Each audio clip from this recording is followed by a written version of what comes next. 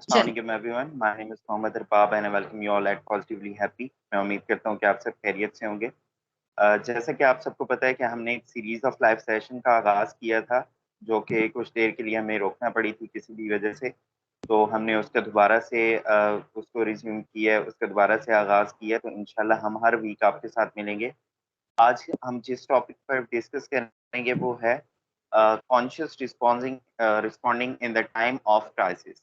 और इसके लिए हमारे साथ जो हमारी गेस्ट मौजूद हैं, miss Hafsa Farooq. She is a practicing clinical psychologist and practicing in Faisalabad. She is also the member of positively happy, so you can book her appointment by approaching our website और हेल्पलाइन। तो इससे पहले कि हम कुछ और बात करें, तो सबसे पहले हम अपने सेशन की तरफ बढ़ते हैं। सबसे पहले तो मैम मैं आपको वेलकम करता हूँ और आपका शुक्रिया अदा करता हूँ कि आपने अपना कीमती वक्त हमें दिया। थैंक यू अरबाब, आप तो कैसी हैं? ठीक है। Thank you ma'am. अल्हम्दुलिल्लाह मैम, बिल्कुल ठीक। ठीक है मैम, अब अपने टॉपिक की तरफ आते हैं। जैसे कि आज का हमारा टॉपिक था conscious responding in the time of crisis. तो सबसे पहले तो मैम हमारे व्यूअर्स को आप ये बताइए कि how we define a crisis और टाइम ऑफ डिजास्टर। अच्छा, देखिए, क्राइसिस या टाइम ऑफ डिजास्टर होता है कि किसी भी सोसाइटी या किसी भी इंडिविजुअल लेवल पर उस इंसान की जो कुव्वत है उसको मैनेज करने की या उन चीजों को हैंडल करने की, वो उस चीज से बढ़ जाए। यानी कि प्रॉब्लम का जो मैग्नीट्यूड है वो इतना हाई हो कि एक इंडिविजुअल रिस्पॉन्स या कम्युनिटी का रिस्पॉन्स उसके अगेंस्ट उसको मैनेज करने के लिए नाकाफी हो। अगर हम इस डिजास्टर को कैटेस्ट्रोफी कह लें, इसको नेचुरल कैटेस्ट्रॉफी कह लें, इसको नेचुरल डिजास्टर कह लें, इसको हम कुदरती आफात का नाम ले लें, ये तमाम ऑलमोस्ट ओवरलैप करते हुए सिनेरियोज हैं जो सिर्फ एक इंडिविजुअल को इम्पैक्ट नहीं कर रहे, बल्कि पूरी एक सोसाइटी के लार्ज नंबर ऑफ ग्रुप्स को इम्पैक्ट कर रही हैं डायरेक्टली। यानी कि जो वहां पर डायरेक्ट उस सारे डिजास्टर का पार्ट बने, और इनडायरेक्टली वो लोग जो इस डिजास्टर के बाद होने वाली तब्दीलियों की वजह से अब इम्पैक्ट होंगे। ठीक है। तो ये एक जैसे आप कह सकती हैं कुदरती आफत है, जलजिला हो गया, सैलाब हो गया, पैनाडेमिक की शक्ल में हमने कोविड को भुगता है, और माजी में भी बहुत मर्तबा हमारे पर सैलाब और इस तरह के मसाइल आए हैं जिनको हम इस जुमरे में ले सकते हैं। ठीक है मैम। मैम नेक्स्ट मेरा क्वेश्चन इस तरह से होगा आपसे कि समटाइम्स इस तरह से होता है कि कोई भी डिजास्टर आता है या क्राइसिस आता है तो लोग उस पे रिएक्शंस अपने शो करते हैं। मतलब कुछ लोग जो होते हैं वो पैनिक होते हैं या इस तरह से कुछ होते हैं। तो इसके बारे में हमें बताएं कि मोस्टली जो लोग होते हैं वो किस तरह के मतलब के रिएक्शन शो कर रहे होते हैं। साइकोलॉजिकली हम इसको किस तरह से एक्सप्लेन कर सकते हैं। अच्छा, देखिए, जब भी डिजास्टर्स आती हैं, जाहिर बात है उसमें बहुत ज्यादा लॉस शामिल होता है। फिजिकल किस्म का, जानी माली, जज्बाती। लोगों के पूरे पूरे खानदान खत्म हो गए हैं, उन्होंने अपनी जानों का नुकसान भुगता है। इसी तरह जमीन उनकी खराब हो गई, उनके माल मवेशी, उनके घर बार, उनके ड्रीम्स, उनके फ्यूचर, किसी की शादी होने वाली थी, किसी का बच्चा पैदा होने वाला था, किसी ने अपना प्लान किया था कि मैं अपने घर को, अभी मैंने ये घर सेट किया है, मैंने बड़ा किया है, मैंने नया कमरा डाला है। मुख्तलिफ जज्बात उस जगह से जुड़े हुए थे लोगों के। जब कुदरती आफत आती है तो वो ये नहीं सोचती कि ये चौधरी साहब का घर है तो ये किसी और का घर है, मैं इसको बख्श दूं। वो तमाम चीजें तबाह करती हुई गुजरती है। ठीक है। अब उस तबाही में जो पहला रिस्पॉन्स आता है वो स्ट्रेस रिस्पॉन्स है। एज एन ह्यूमन जो हमारा पहला रिस्पॉन्स है वो स्ट्रेस है। अब ये स्ट्रेस क्योंकि ऐसी स्ट्रेस नहीं है, फ्लडिंग में अफसोस की बात ये होती है कि ये काफी देर तक अपना असरात छोड़े रखती है। ऐसा नहीं होता कि जैसे हम जलजिले को लेते हैं कि 1 मिनट 2 मिनट जॉल्टिंग हुई, जलजिला आया और उसके बाद वो थम गया। ठीक है। जो नुकसान हुआ वो वहीं पर रुक गया। सैलाब मुसलसल पानी रेला बरसात की शक्ल में एड ऑन हो रहा है, पीछे से ग्लेशियर पिघल रहे हैं, और भी बहुत क्लाइमेटिक चेंजेस हैं जो उसका कॉज है। वो सब कुछ हो रहा है। ठीक है। अब वो मुसलसल कई दिनों से इस तकलीफ में है और वो तकलीफ खत्म नहीं हो रही, वो नुकसान खत्म नहीं हो रहा, और फिर जो सैलाब के असरात हैं वो फौरन से खत्म नहीं होते, वो कई दिनों तक रहते हैं। तो इसमें जो उनका रिस्पॉन्स साइकोलॉजिकली आ रहा है वो आ रहा है बेसिकली एंजाइटी का, पैनिक अटैक का। बहुत से लोग बहुत ज्यादा मुस्तरिब हैं, उनको इस चीज की टेंशन है कि उनका सब कुछ खत्म हो गया, वो जिंदगी कैसे शुरू करेंगे। उनकी उन जगहों से एफिलिएशन थी, जब उनको कहा जा रहा है कि आप सेफ एरिया में आ जाएं, तो वो इवन उन एरियाज को छोड़ने के लिए तैयार नहीं है। वो कहते हैं कि हम मर जाएं, लेकिन हम यहीं मर जाएं, हम अपनी जगह नहीं छोड़ेंगे।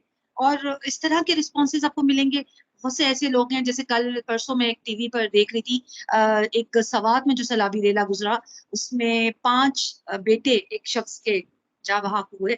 और बहुत तकलीफदेह मंजर था, 3-4 घंटे वो उसमें स्ट्रक रहे पानी में, और फिर वो आहिस्ता आहिस्ता पानी इतना ऊपर चला गया कि वो लड़के, जवान बच्चे अपनी जान दे बैठे।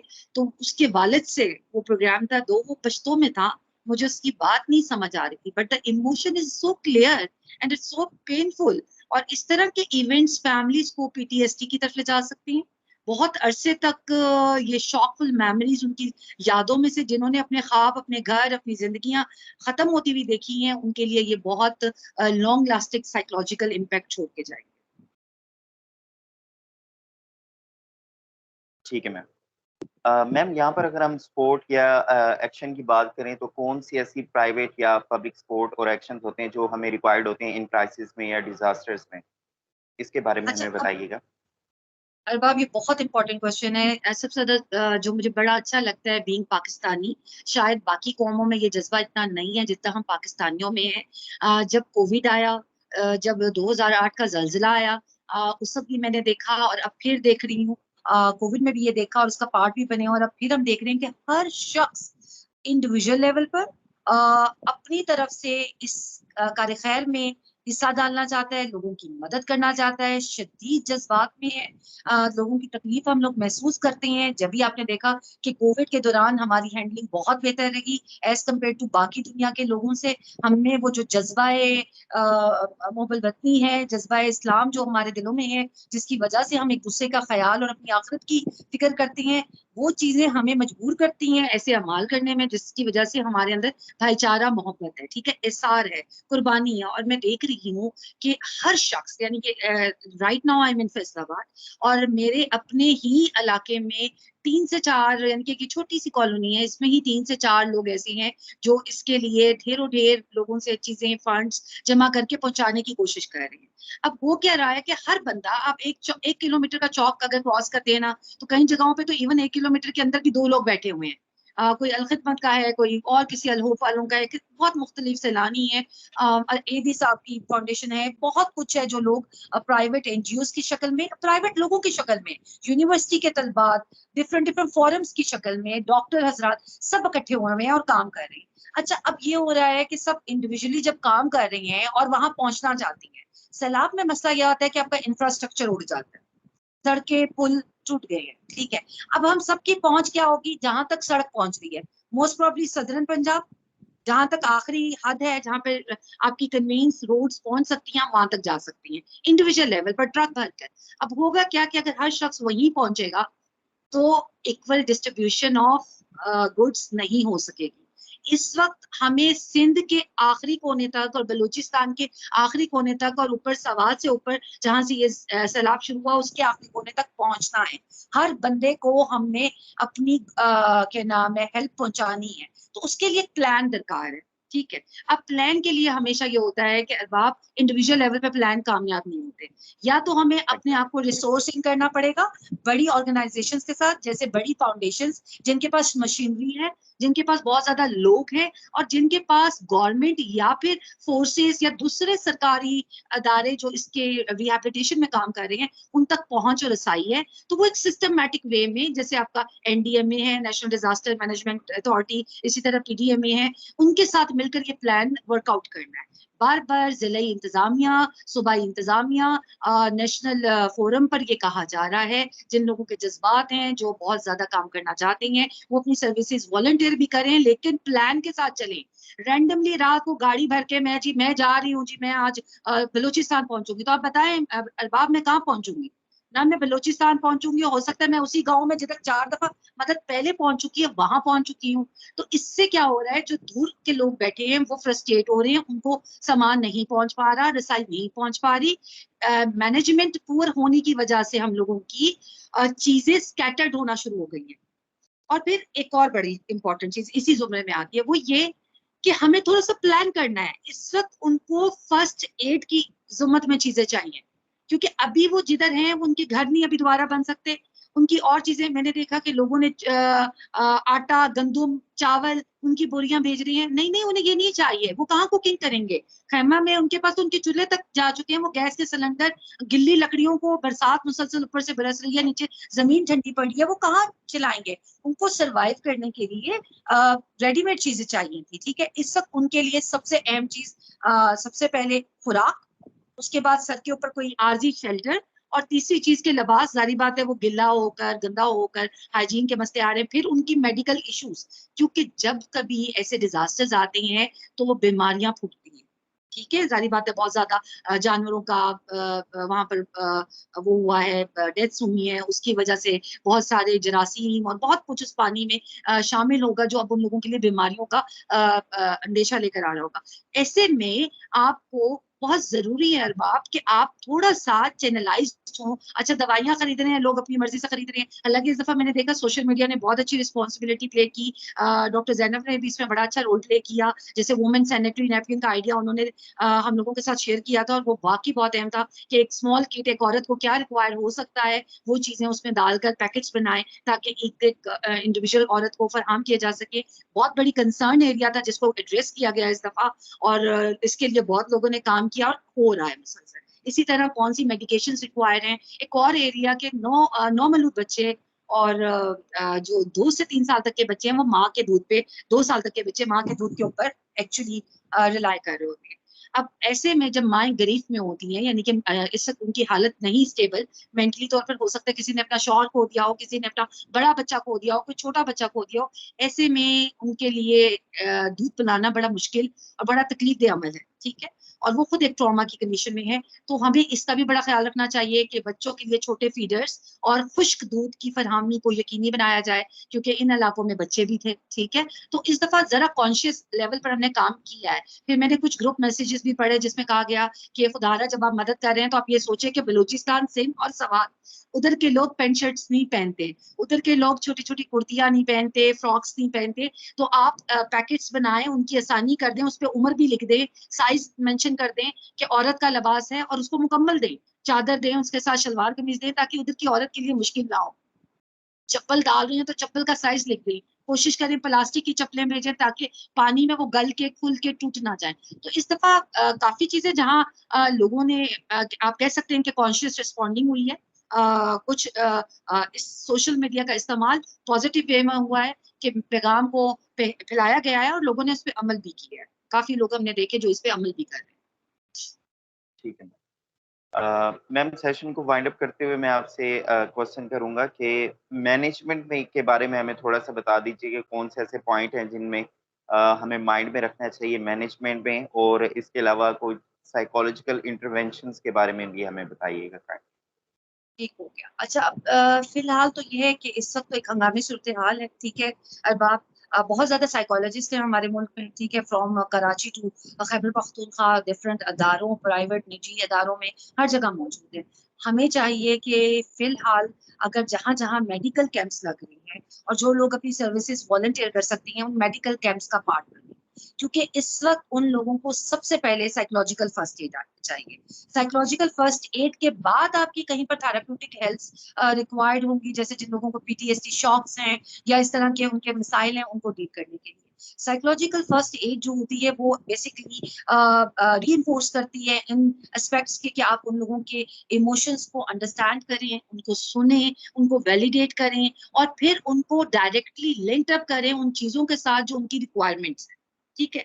यानी कि एक शख्स जो है उसकी रिक्वायरमेंट है तो वहां तक उसको पहुंचाने में गाइड किया जाए, उसको इंश्योर किया जाए और उसको बताया जाए कि ये चीजें इस वक्त हम आपके साथ हैं, आपके मसाइल को हम सुन रहे हैं, हम मैनेज कर रहे हैं, उनका इमोशनल कैटारसिस किया जाए, जो उनको एक लेफ्ट ओवर की फीलिंग है उसको मैनेज करने में हेल्प की जाए। साथ साथ मेरी एक और रिक्वेस्ट है, ये मैनेजमेंट ही का पार्ट है कि बीइंग पाकिस्तानी हमारा 60 to 70% of part of the country इस वक्त तकलीफ में, ठीक है। हम जो 30 to 35% लोग इधर बैठे हैं जिन इलाकों में जहाँ पर नहीं इम्पैक्ट आया, हमारी कॉन्शियस रिस्पॉन्सिबिलिटी बनती है कि हम अपने इवेंट्स को पोस्टपोन करें, हम अपनी खुशियों को पर्सनलाइज कर लें, उसको सोशल मीडिया पे मत लगाएं, आप लोगों का मजाक मत उड़ाएं, होटलों में बैठकर खाने की तस्वीरें मत अपलोड करें, अपने मेगा इवेंट्स की तस्वीरें मत अपलोड करें। कोशिश करें, अगर आप कुछ नहीं कर सकते तो उनको अजियत और तकलीफ मत पहुंचाएं, उन्हें मत ये पैगाम भेजें कि तुम मरे हो हम नहीं मरे, हम तो बिल्कुल ठीक है। ये हमारी रिस्पॉन्सिबिलिटी है। साथ ही एक और बिल्कुल बारीक सी रिक्वेस्ट है, मैं कभी कभी सोचती हूँ अल्लाह ना करे यही पानी हम पे से गुजर जाता, हम क्या करते? हम भी अपने घरों में अपने बच्चों के साथ एयर कंडीशन रूमों में बड़े मजे से बैठे हैं ना। अगर यही सब कुछ पानी का रुख कुदरत इस तरफ मोड़ देती और हम पे कुछ आफत आती और लोग हमें रोटी का एक नवाला देने के बाद हमारी तस्वीर बनाकर मीडिया पे लगाते, तो क्या मेरी इज्जत गैरत ये गवारा करती? अगर मैं इतनी तकलीफ में जाती हूँ ये सोचते हुए, तो मैं ये सोचती हूँ कि हम कैसे इतने सख्त दिल हो गए हैं कि हम सबको अपना ब्रांड नेम लेकर छपवाना है। हमें सबको ये शौक है कि मेरा टैगलाइन उस पानी की बोतल के ऊपर स्टिकर लगा होना चाहिए कि ये किस कंपनी, किस ग्रुप ऑफ ऑर्गेनाइजेशन ने ये पानी आपको फराहम किया है। ये मैं हुकूमती लेवल पे भी बात कर रही हूँ, ये मैं निजी लेवल पे भी बात कर रही हूँ। खुदारा एक हदीस का मफहूम है, मुझे एग्जैक्ट नहीं याद है, कि इस तरह मदद कीजिए कि दाएं हाथ से बाएं हाथ को पता भी ना चले, दाएं हाथ दे रहा है तो बाएं हाथ को खबर भी ना हो कि किसको दिया गया। तो ये हम कैसे मुसलमान बन गए? ये बहुत तकलीफदेह अमल है। मैं रोज सोशल मीडिया देखती हूँ, लोग ट्रकों पे खड़े यूं खाना बांट रहे हैं, तस्वीरें बनवा रहे हैं, सोशल मीडिया पे बता रहे हैं कि हमारे 4 ट्रक पहुंच गए हैं, हमारे 10 ट्रक और आ रही हैं, हमने लाखों रुपए के फंड्स दे दिए हैं। प्लीज तजलील मत करें, मत तस्लील करें। दीन ने हमें बड़े तरीके बताए हैं और अगर हम इसको दीन को भी साइड पे रख लेते हैं तो प्लीज एज अ इंसानियत ये बहुत बड़ा जुल्म है। ये मैनेजमेंट का पार्ट होना चाहिए कि हमें किस तरह के एक्शंस लेनी है। और ये मदद सिर्फ इस वक्त नहीं है, ये खत्म नहीं हो जाएगी। उनको हमने आबाद करने तक उनका हाथ पकड़े रखना है। उन्होंने अपने पूरे साल की फसल खो दी है, अपने साल का डंगर मवेशी खो दिया है, क्योंकि हम एक आपको पता है कि हमारे कुदरती वसाइल पर हमारा जरिए आमदनी है ज्यादातर लोगों का, तो उन लोगों का ये सब कुछ चला गया है और उसका इम्पैक्ट हम पे भी आएगा। और शायद आप लोग देख भी रहे होंगे कि महंगाई के जुमरे में हम भी भुगतेंगे वो सब चीजें। तो अपने आप को थोड़ा सा कॉन्शियस कीजिए। इस वक्त क्राइसिस के टाइम पर बैठकर सोचने की जरूरत है, अपने बजट्स कट डाउन कीजिए। कोशिश करें कि अगले 6-8 महीने तक उन लोगों को जहां जहां आपकी मदद की जरूरत है वहां अपना हिस्सा डालें। ये एक दफा कपड़े जूते घर की चीजें निकाल कर दे दी, चंद रुपए नोट भेज दिए, नहीं। जितना आप कमाते हैं उसमें से एक मखसूस हिस्सा 20%, 30% अपने घर के खर्चे निकालने के बाद उनके लिए रख लीजिए। एक शख्स अगर 5,000 कमाता है तो वो उसमें से 20,000 20% दे। इसी तरह एक जो 5 लाख कमाता है वो 20% निकाले, तो कैसे नहीं मदद होगी? जरूर मदद होगी। और कॉन्शियस रिस्पॉन्डिंग करें। आपके घर के पुराने कालीन दरिया चटाइयां इस वक्त तो उनके काम आ जाएगी, आगे वक्त में उनको और चीजों की रिक्वायरमेंट है। तो हमें अदारों के साथ मिलकर काम करना है और अदारों को जवाबदेह होना है कि ये हमारी अमानतें हैं जो उन लोगों के लिए हैं, उन तक पहुंचे। तो मेरा ख्याल है इस हालात में, फ्लड के इन दिनों में, सबसे ज्यादा यही पैगाम है जो हमें पहुंचाना है एज ए साइकोलॉजिस्ट। और बीइंग साइकोलॉजिस्ट कम्युनिटी, बहुत से साइकोलॉजिस्ट हैं जो जा रही हैं, हेल्प आउट कर रही हैं। और मैं और लोगों को कहूंगी जो लोकल लैंग्वेजेस जानती हैं वो इसमें ज्यादा से ज्यादा अपनी सर्विसेज दें। मैं खुद वॉलंटियर कर रही हूँ कि किसी को अगर मेरी रिक्वायरमेंट है किसी किस्म की भी साइकोलॉजिकल हेल्प में, तो मैं ऑनलाइन अवेलेबल हूँ। मुझे आप लोगों की पॉजिटिवली टीम हैप्पी की तरफ से भी कर सकते हैं अप्रोच। हमें सबको इस वक्त, हम सबको जरूरत है अपने अपने हिस्से का अ, अ, अ, डालने की, कि जितना हो सके हम अपना हिस्सा डालें इस नेकी के अमल में और इन लोगों की मदद करें। Thank you so much ma'am. बहुत अच्छा टॉपिक था और बहुत अच्छी आपने नसीहत की। आई थिंक हम सबको इस चीज़ के बारे में कंसिडर करना चाहिए। Thank you so much ma'am for your precious time. तो मैं अपने व्यूअर्स को भी यही पैगाम देना चाहूँगा कि आप भी इस चीज़ के बारे में सोचें, क्योंकि हमारा मुल्क इस वक्त ऐसे मोड़ पे आ खड़ा है कि हम सबको काम करने की, मिलजुल के काम करने की ज़रूरत है। तो हमें एक दूसरे का साथ देना चाहिए और इन हालात से निकलना चाहिए।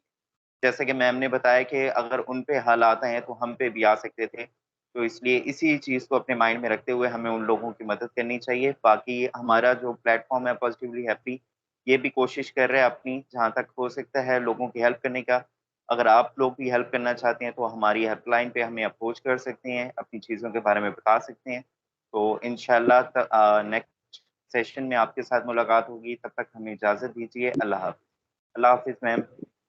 Please, thank you.